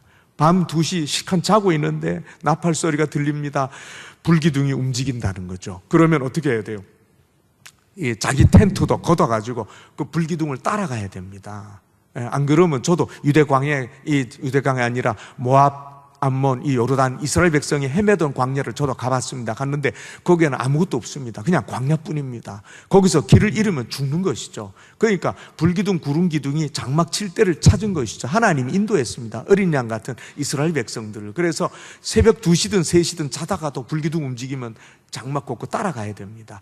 그 영성 훈련입니다. 지금도 그거는 똑같습니다. 오늘 우리 신앙의 핵심이 뭐가 되어야 되냐면 성령의 임재가 우리 가운데 있게 하는 것이고요. 우리는 그 성령의 임재를 따라가야 됩니다. 따라가다 보면 사명의 삶도 살게 된다고 하는 것이죠. 이스라엘 백성은 40년 동안 그 훈련 받았어요. 근데 그것이 장막과 함께 있었다고 하는 것이죠. 그래서 거기에서 뜨거운 영성 훈련이 되어져서 가나안 땅 7족속을 내쫓고 가나안 땅을 정복했습니다. 근데 성전이 그때부터 성전 시대가 이제 다윗 또 솔로몬 시대의 시작이 됐죠. 근데 성전은 1년에 3번 20세 이상 남자들이 1년에 3번 가서 제사하고 오면 됩니다. 그리고 장소에 고착되어 있기 때문에 멀리 있는 유대인들은 볼 수도 없어요. 성전이 보이지도 않습니다. 그리고 여자들은 가지도 않아도 돼요. 그러다 보니까 이스라엘 백성 전체 영성이 떨어지게 된 것이죠. 그래서 얼마나 떨어졌느냐? 성전을 지은 사람이 솔로몬 왕인데 성전 짓고 솔로몬 왕이 타락했어요. 솔로몬은 인생의 후반기에 우상숭배, 그 여인들이 갖고 있던 우상숭배를 다 했던 사람입니다. 얼마나 똑똑하면 교만해지죠. 선지자를 보내서 3번이나 너 그렇게 우상숭배하면 안 된다. 솔로몬이 선지자의 말 듣지도 않아요. 왜냐하면 너무 교만해져가지고요. 그런데 성전 짓고 솔로몬은 타락했습니다. 솔로몬이 세운 아들 르호보암인데 르호보암은 젊고 믿음도 없고 지혜도 없고 막 아주 엉터리 같은 아들을 왕으로 후계자로 세웠어요. 그래서 저는 성경 보면서 야, 솔로몬 같이 지혜로운 왕이 이렇게 지혜도 없고 믿음도 없는 사람을 왜 후계자로 세웠을까? 아들이 하나뿐만 아닐 텐데 그 이해가 안 됩니다. 근데 그 정도로 솔로몬이 지혜가 없어졌다는 것이죠. 그의 말년에는. 그리고 르호보암 시대에 나라가 2쪽이 났습니다. 성전을 짓고 그 영성의 은혜가 1대도 못 갔습니다. 그래서 여기에서 회복하라. 열방을 이제 하나님께 돌아오게 하는 일이 남아 있습니다. 그런데 여기에서 오늘 말씀 속에 이 성막, 무너진 성막을 회복하라고 하는 것이죠. 여러분, 하나님께서 우리 대한민국 백성에게 너무 위대한 비전을 주셨습니다. 마지막 때에 열방을 하나님께로 돌아오게 하는 이방인의 충만한 숫자를 채우는 그 마지막 복음 선교 사역에 앞장세워서 지금도 그렇게 쓰고 계세요. 우리 민족처럼 그렇게 힘들지만 동방에 분단된 조그만 나라지만은 세계 선교 이렇게 제일 많이 한다 그러면 전 세계 크리스찬들이 깜짝깜짝 놀래요. 그러면서 어떻게 하나님이 그런 은혜를 주셨는가 감동하면서 놀라는 것이죠. 근데 하나님께서 이 마지막 때의 선교는요 쉽지 않습니다. 그래서 목숨 걸고 복음을 증거하는 세계 최강 선교사들이 파송되어져서 마지막 선교를 해야 됩니다. 근데 하나님이 그것 때문에 어떤 일을 하셨는가 하면 100년 전에 사탄의 걸작품이 몇 개 있습니다. 그 하나는 무실론 이 진화론 같은 것도 걸작품이죠. 마귀의 걸작품이죠. 하나님이 창조하지 않았다는 원생동물에서 우연히 생겨서 진화했다는 것이죠. 두 번째로 공산사회주의, 이것도 마귀의 굉장한 작품입니다. 하나님을 부인하잖아요. 공산사회주의가 이게 들어가면 나라가 무조건 망하게 되어 있습니다. 소련이 망했죠. 중국도 지금 형편없습니다. 망하고 있습니다. 그리고 사회주의가 들어간 남미 망하고 있습니다. 가장 대표적인 나라가 북한입니다. 그런데 제가 이제 결론적인 얘기를 드리려고 하는 것이죠. 하나님은 우리 대한민국 백성을 마지막 때에 제사장 나라처럼 쓰시려고 작정을 하고 계획을 하셨어요. 했는데 이제 그냥 되는 일은 없습니다. 환난은 인내를, 인내는 연단을, 연단은 소망을 이루는 줄 알미라. 환난을 만나거든 기쁘게 여기라. 너희로 인내하고 부족함이 없도록 만들게 하려 함이라 그랬는데, 여러분, 연단 받지 않으면 인간이 안 됩니다. 그렇죠? 무엇보다 먼저 사람이 되라 그러잖아요. 그런데 연단, 훈련, 단련을 받아야 인간이 됩니다.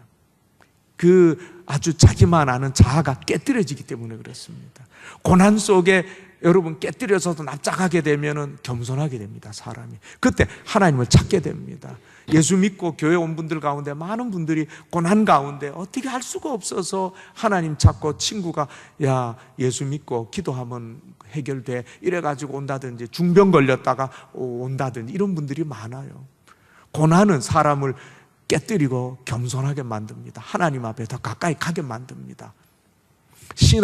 신앙이 있으면 신앙을 더 뜨겁게 만듭니다. 여러분 고난이 우리에게 그런 영적인 유익을 주는 것이 많습니다. 하나님은 이 마지막 때에 세계 선교를 원하시는데 짧은 기간에 선교를 해야 되니까 아주 세계 최강 복음 선교사를 원하세요. 그런데 하나님이 우리 대한민국에 그 뜻을 갖고 계셨기 때문에 100년 전에 소련에 공산주의를 일으켜가지고 어때요? 소련이 공산화됐죠. 그리고 거기서 북한에 누구를 보냈습니까? 김일성을 보낸 겁니다. 김일성이 와가지고 북한이 공산화됐잖아요. 그래가지고 세계 최악의 국가를 만들어서 지금 금년 9월 9일이 구구절인데 북한의 정부 수립한 지 70년째 되는 해가 금년에 9월 9일이었습니다.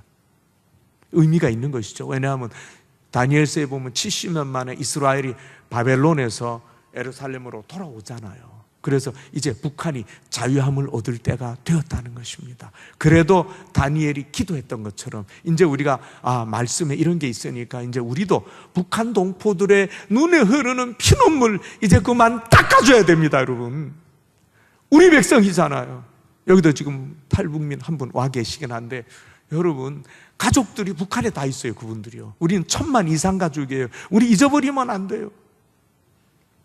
북한 동포들, 제가 아는 목사님 따님이 남한에 왔는데 그냥 그것 때문에 걸려가지고 정치문 수용소에 끌려갔어요. 딸이. 그리고 얼마 있다가 정치문 수용소에 죽었어요. 엄마의 가슴이 어떻게 될까요? 다 찢어졌죠. 근데 그것이 그들의 비극이 아니라 우리의 비극이라는 것입니다. 우리가 강도 만난 여리고로 내려가는 사람인데 우리가 제사장처럼 하면 되겠습니까? 우리가 레위족처럼 되어질 수도 있습니다. 우리 민족이에요. 우리 가족의 일이에요. 근데 70년 이상 북한에서 그냥 어디 이동도 못하고 말도 못하고 그냥 이런 자유도 누리지 못하고 가난 가운데 300만 명 이상이 굶어 죽었어요. 여러분 10만 명이 굶어 죽어도 그건 작은 숫자가 아니에요. 근데 그 백성이 우리 민족일 경우에는 이거는 큰 문제인 것입니다. 근데 100만 명도 아니고 300만 명이 굶어 죽었다니까요. 먹을 게 없어서. 우리 민족입니다. 우리 동포예요. 우리가 외면할 수 없는 공산주의라고 하는 아주 굉장히 사악한, 그러면서 또 주체교라고 하는 세계 10대 종교의 우두머리예요. 그 김씨 왕조는요. 그래서 북한 동포들 만나서 얘기 들으면 그들은 지옥에서 살다가 죽으면 지옥 간다는 거죠. 왜? 전부 주체교 신자니까. 지옥 같은 삶을 살다가 죽어요. 근데 죽어도 갈 데가 없어요. 지옥밖에. 왜? 주체교를 믿었기 때문에. 인간을 우상으로 섬겼잖아요. 김일성을. 지금도 마찬가지지만은 여러분 지옥 같은 삶을 지금도 살고 있어요. 그러면서 아주 특수한 그 위에 계층들, 그 주변의 계층들만 그냥 잘 먹고 잘 살아요. 평양 주민들이죠. 나머지는 다 죽어도 상관없다고 말했어요. 옛날에 제가 들은 적이 있습니다. 근데 왜 이런 일이 우리 민족에게 벌어졌는가라고 하는 거죠. 근데 지금 한국에 3만 3천 명의 탈북자가 들어와 있습니다. 제가 이 탈북자 사역을 한 지 한 2년 정도 돼갑니다. 근데 거기서 깨닫는 것이 남한 교회의 부흥도 일사후퇴 때 북한의 크리스찬들, 평양의 사람 크리스찬들이 다 내려와가지고 이분들이 교회를 세웠는데 이분들이 다 교회 큰 교회 부흥이 된 거예요. 다시 말해서 제가 탈북자들 만나면서 느끼는 게 이분들은 우리보다 10배는 강해요. 성격이 강해요. 그렇게 막 훈련 받은 부분이 있어요. 잘못된 부분도 있지만 그러나 심성 자체가 우리처럼 이렇게 흐물흐물하지 않아요. 하나님이 70년 이상 그 아주 풀무불입니다. 풀무불 연단 속에 굶어 죽기 300만, 어떤 분은 350만이라 그래요. 100만 명은 그냥 거기서 그냥 이 숙청돼서 죽고요. 근데 그러한 아주 지독한 고난, 유대인을 울게 만들 수 있는 백성이 북한 동포들이에요. 탈북자가 유대인하고 얘기하다 보면 자기도 고난받은 얘기하면 유대인이 울어요. 왜? 너도 나와 똑같이 고난을 엄청 받았구나. 이런 것을 그들이 느끼니까 우는 거죠. 북한 동포들의 삶이 왜 이렇게 죽을 풀무불 연단 속에 70년, 100년씩 이렇게 하면서 되어져 왔을까라는 것을 하나님 안에서 우리는 이해할 필요가 있습니다. 아, 이런 섭리적인 은혜가 있었구나. 남한의 교회도 북한 사람들이 다 부흥시킨 거예요. 왜냐하면 그들이 복음이 들어가면요, 우리보다 몇 배 아주 뜨겁고 센 크리스찬이 됩니다. 제가 탈북자 만나서 상대해 보니까 제가 당하지 못해요. 너무 강해요. 근데 여기에 복음이 들어가고 무장되고 훈련되어지면은 이들이 정말 강한 크리스찬이 되겠구나라는 것을 알 수 있어요. 근데 내려와 있는 탈북자가 그런데 북한 동포들, 그들은 더 세죠. 여러분, 때가 되면 북한에 복음이 들어갑니다. 할렐루야. 여러분, 들어가게 만들어야 됩니다. 그건 우리 남한 크리스찬들의 책임이 제일 큽니다. 우리가 뜨겁게 기도해서 저 북한 동포들 정말 저러다 죽으면 다 지옥 다 들어갑니다. 근데 주체교회에서 이제 복음, 예수 그리스도의 복음이 그들에 들어가면 하나님이 김일성이 아니네, 하나님 아버지, 탈북자들이 예수 믿게 되면 순식간에 믿게 됩니다. 순식간에. 왜? 이 구조는 똑같거든요. 다 성경에서 나온 거예요. 이 주체교라고 하는 게. 근데 그거를 딱 바꿔주니까 그냥 그들이 화가닥 예수 믿고 성령 받으면 아주 뜨거운 복음의 용사가 된다고 하는 것입니다. 여러분, 우리가 이제 이 대한민국이 마지막 하나님이 주신 이 사명을 이제 감당해야 될 때가 왔습니다. 왔는데 왜 이렇게 어렵고 지금 마지막 하나님의 시련과 연단 가운데 있습니다. 그런데 우리가 이 시련과 연단을 이겨내야 됩니다. 우리가 기도하는 가운데 북한 동포들을 복음 안에서 자유를 얻게 만들어야 됩니다. 아멘. 예, 이거 우리가 무조건 해야 됩니다. 그들을 더 이상 지옥에서 살게 만들면 우리가 하나님 앞에 죄 짓는 겁니다. 우리가 그들을 모른 척한다면, 강도 만나서 죽어가고 있는 북한 동포들을 모른 척한다면 우리는 하나님 앞에 죄 짓는 거예요. 또 한국 교회는 다시 말해서 북한 동포들을 사랑하고 여기 내려와 있는 33,000 탈북민이 70% 탈북하면서 하나님을 만나요. 근데 지금 교회 나가는 사람은 몇 프로일 것 같아요? 33,000명이 와 있는데 70%가 예수님을 만나고 이제 와요. 오는데 여기 와서는 단 3%만 교회를 나가요. 3%. 1,000명. 나머지 32,000명 아직 교회 밖에서 헤매고 있어요. 자리도 잘 못 쳐. 극소수 외에는 돈 따라다니고 있고, 이 교회 저게 돈 주는 교회 다니고 있고, 지금 아직도 32,000명이 예수님의 품 안에 들어오지도 못했어요.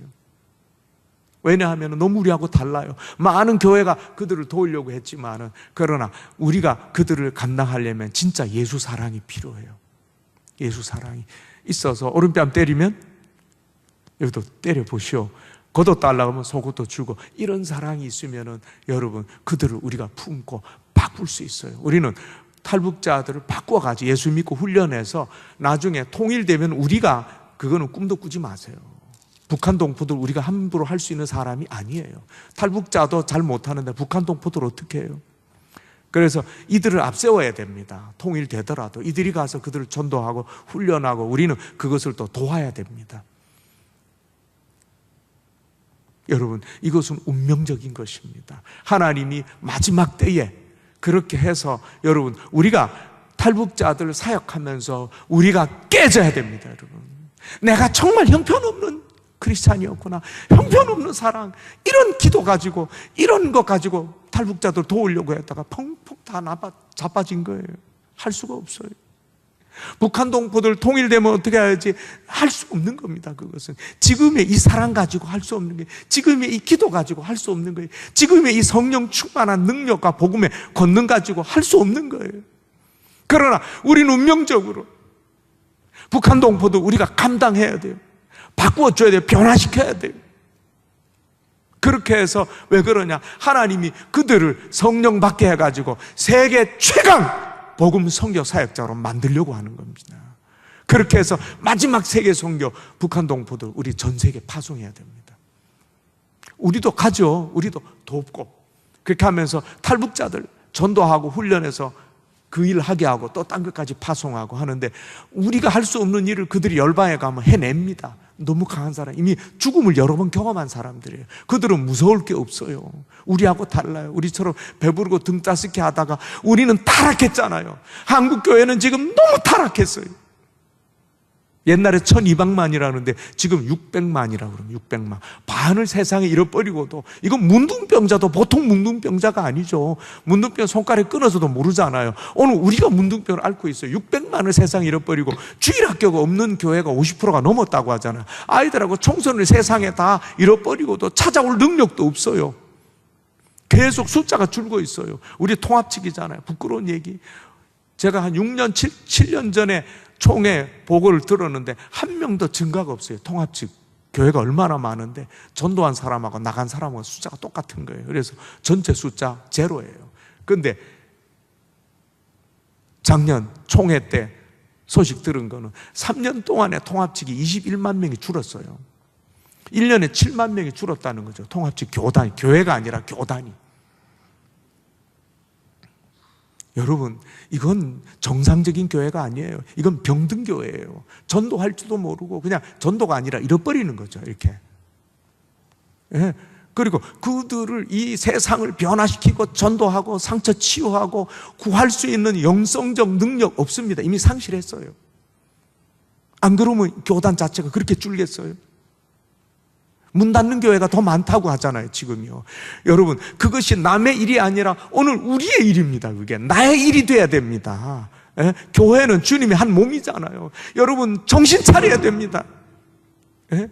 마지막 때에 하나님께서는 우리 대한민국에게 세계에서 가장 위대한 사명을 맡겼어요. 제사장 나라 사명 한번 감당해 보라는 것이죠. 예? 그리고 실제로 우리가 조금은 하고 있잖아요. 있는데 지금 금년부터 선교사가 줄고 있어요. 금년부터. 제가 말씀드렸나요? 작년, 재작년 정체 상태가 선교사도 금년은 줄고 있어요. 여기에서 우리가 하나님의 비전, 꿈을 우리가 다시 회복해야 됩니다. 할렐루야. 제가 이제 마지막 결론을 내립니다. 동방교회 이름이 뜻이 뭡니까? 동방의 빛이죠. 그죠? 우리가 인도의 시인 타고르라든지 게오르기라든지 이런 분들 얘기를 듣지 않아도 빛은 동방에서 그래. 요한계시록에도 내가 동방에서 사람을, 동방에서 한 나라를 이렇게 오게 하겠다 그랬어요. 그래서 하나님이 어떤 큰 일을 하게 하겠다고 그랬는데, 여러분, 제가 그까지 얘기는 안 하겠습니다. 안 하는데 현실적인 실제적인 얘기를 저는 할 뿐이죠. 하나님이 대한민국에게 어마어마한 사명을 주었어요. 제사장 나라에 사명을 주었고, 동방에서 그 일을 하려는 일본이 아닙니다. 일본이 무슨 그 일을 하겠어요? 50만 갖고 하겠어요? 우상숭배 까뜩한 나라, 중국 공산주의 나라 아닙니다. 그럼 대만입니까? 대만은 갔더니 빠이빠이라는 게 있습니다. 그것 때문에 전도가 안 돼요. 대만이 또 동방에서 이 일을 할 나라가 한국밖에 없어요. 그런데 한국에 그 일을 할 수 있는 변수가 복음통일입니다. 할렐루야. 복음통일을 하면 우리는 세계 초인류 국가가 됩니다. 북한은요, 보물창고입니다. 우라늄이 전 세계 우라늄의 5배 이상 있습니다. 금과 철강 3위, 4위입니다.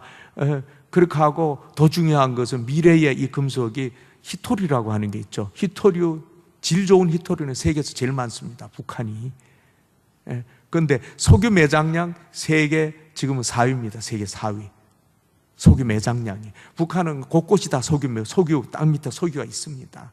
있는데 그 외에 어쨌든 북한 어마어마한 걸 다 갖고 있습니다.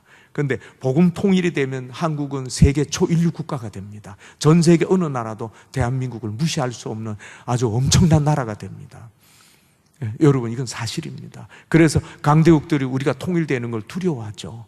그렇게 해서 막 못하게 하고 있는데, 하나님의 섭리 역사 속에서 우리는 반드시 복음 통일이 됩니다. 아멘. 왜냐하면 우리 크리스찬들이 기도하기 때문입니다.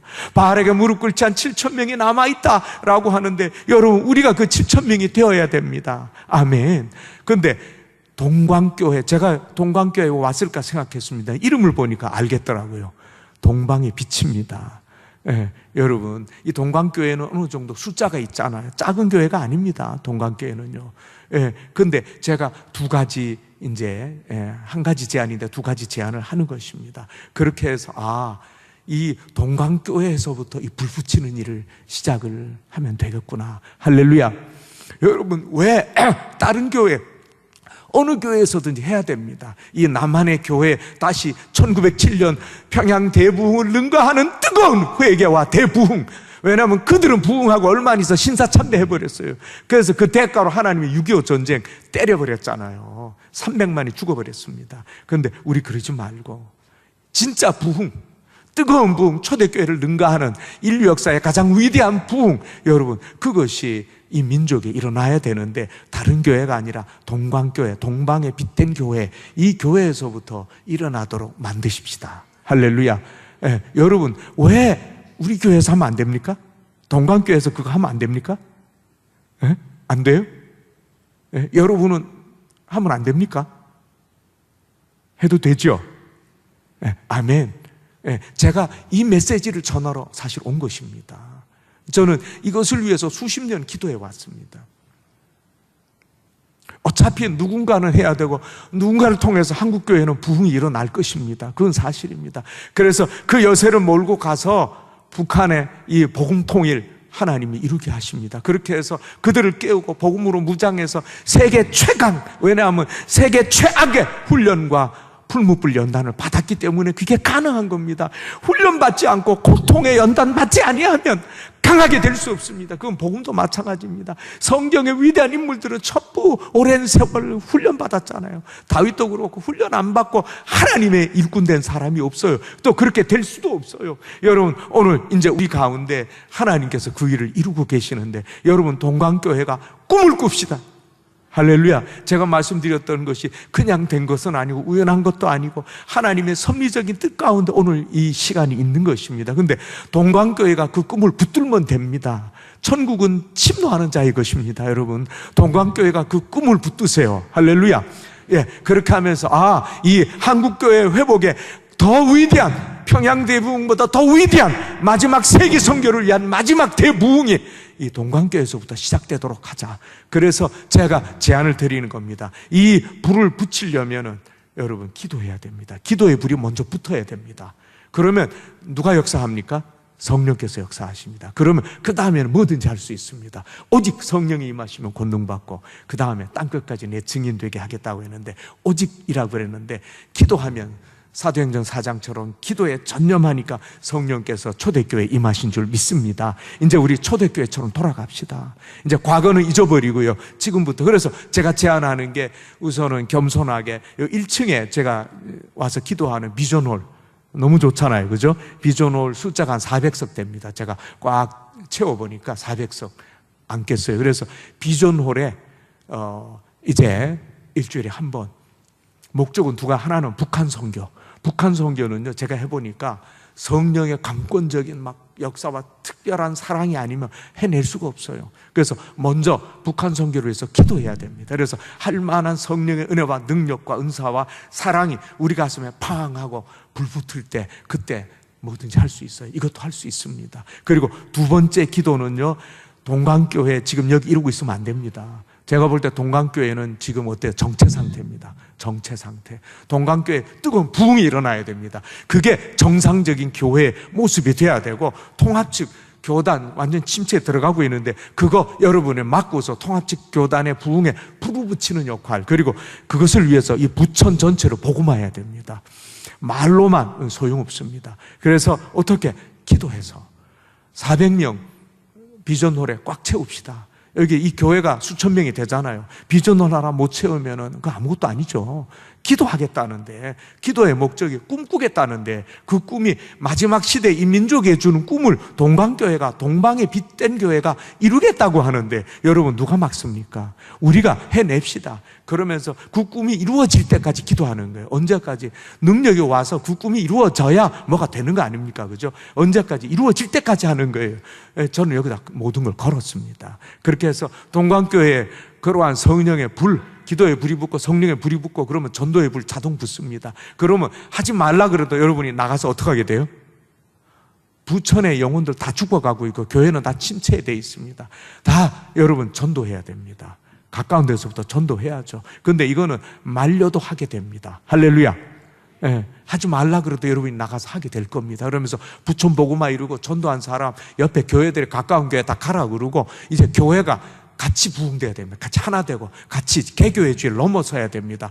저는 대한민국 교회가 다 제 교회를 생각하고 있는 사람이에요. 무슨 네 교회 내 교회가 어디 있습니까? 개교의 주의가 각계 전투에서 마귀 사탄한테 다 매맞아가지고 다 무너지는 것입니다. 연합하면 마귀가 힘을 못 씁니다. 근데 어쨌든 간에 여러분, 이 부천을 보고만 하면요, 동강교회 불이 붙어가지고 막 불타는 전도자들이 부천을 복음하기 시작하면 한국교회 불 붙습니다. 할렐루야.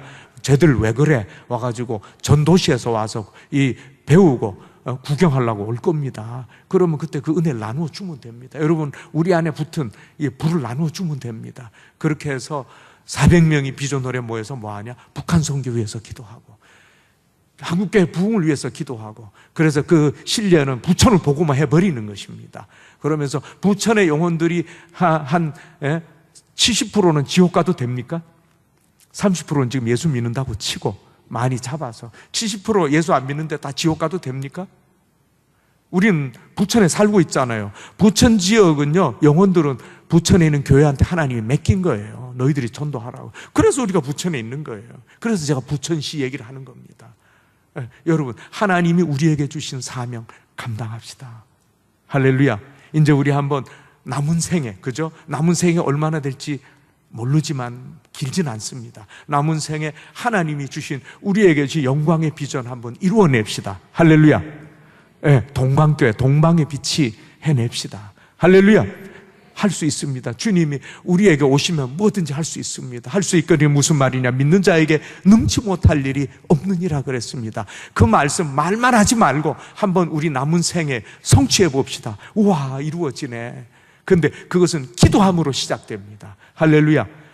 그래서 여러분, 비전을 기도회는 이제 우리 유 목사님께서, 담임 목사님이 이제 구체적인 거 제시할 겁니다. 이렇게 해서 시작하자. 그래서 아마도 maybe 400명이 다 모이기도 전 300명만 모여도 유 목사님이 본당에서 하자 이렇게 하실 거예요. 근데 기도원 300용사 생각하면 되죠. 그래서 어쨌든 간에 기도하면서 여러분, 그 역사가 동강교회의 놀라운 한국교회를 부흥시키는, 북한 동포들에게 불을 던지는 북한의 모든 악의 세력을 추방하고 무너지게 기도로 다 할 수 있습니다. 여러분, 기도하면 안 되는 게 없습니다. 우리가 총 들고 안 싸워도 됩니다. 여기서 기도의 싸움, 기도의 전쟁, 영적 전쟁 해도 북한의 모든 거 다 무너지게 할 수 있습니다. 여러분, 히스기야가 기도했을 때 하나님이 천사를 하나 보냈어요. 한 명. 천사 한 명 보냈는데 아수르 군대 몇 명을 죽였습니까? 아침에 보니까 몇 명이 죽었더라? 하나님이 천사 하나 보냈어요. 히스기야는 기도한 것밖에 없어요. 근데 하나님이 천사 하나 보냈는데 아침에 보니까 아수르 군대를 18만 5천 명이나 죽였어요. 18만 5천 아수르 군대가 다 시체가 되어 있어요. 여러분, 성경을 봤지 않습니까? 그죠? 하나님이 하시면은 천사 하나면 끝납니다. 북한 끝납니다. 문제는 뭐냐? 기도가 문제입니다. 여러분, 하나님의 마음을 움직이는 기도, 진정 북한 동포를 위해서 눈물로 하나님 앞에 메어 달리는 기도. 그들을 내 동포입니다. 아니, 내 가족입니다. 제가 회개했죠. 탈북자들이 기도하는데 울면서 하더라고요. 저는 눈물이 안 나왔어요. 근데 알고 보니까 그들의 가족이 다 북한에 있어요. 정치부 수용소에 가 있어요. 힘들어해요. 가끔 전화하면요. 그냥 울면서 기도하는 거예요. 근데 내가 북한 동포들이 내 백성이고 내 가족인데도 내가 그렇게 생각을 안 하니까 눈물이 안 나오는구나. 제가 깨닫고 회개했습니다. 그랬더니 하나님이 눈물을 조만큼 주었어요. 그들만큼은 안 되지만 저도 가끔 웁니다. 울 때는 그들을 가슴에 품고 기도하면 눈물이 납니다. 그래, 내 가족이지. 내 어머니가 북한에 있지. 내 동생이 정치원 수용소에 가서 지금 죽어가고 있지. 그러면 눈물이 좀 나와요. 여러분, 그것이 예수 사랑 아니겠습니까? 이 북한 동포들 통해, 탈북자들 통해 우리 가슴에 참 예수 사랑이 회복되게 하십시다. 길이 없잖아요. 그렇게 내 동포, 내 동족도 모른 척 하면은요, 우리는 아무것도 할 수 없어요. 뭘 하겠다는 하는 거. 외국 가서 자기 동포도 안 돌보는데, 자기 동포가 죽어가고 있는데 그들 위해 눈물로 기도하지도 못하는데 외국 가서 딴 사람 위해서 해요. 물론 해야 되겠지만은, 그러나 이거 하고 해야 되잖아요.